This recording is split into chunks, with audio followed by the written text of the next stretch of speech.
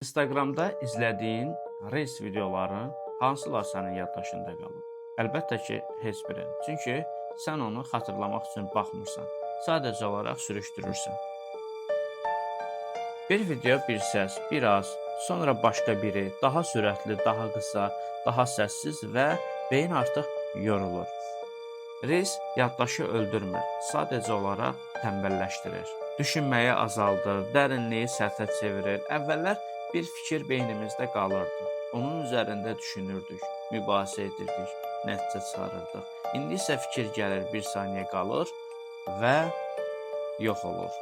Beyin öyrəşir, saxlamağa dəyməz. Onsuz da yenisi gələcək. Bu da nə edir? Hafizəni zəiflədir, diqqəti parçalayır, səbrimizi qısaldır. Artıq 5 dəqiqəlik videoya dözə bilmirik, amma saatlarla boş-boş sürüşdürürük. Bu əslində paradoksdur. Çox baxırıq, amma az anlayırıq. Çox eşidirik, amma az xatırlayırıq. Problem Instagram reelslərində deyil. Problem şuursuz istehlakdadır. Əgər hər gün beyninə zibillik kimi baxsan, bir gün faydalı nəsə yerləşdirəcək yer qalmaz.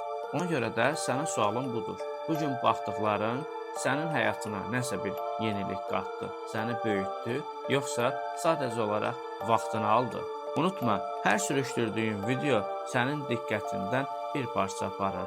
Diqqət gedəndə isə yaddaş da gedir.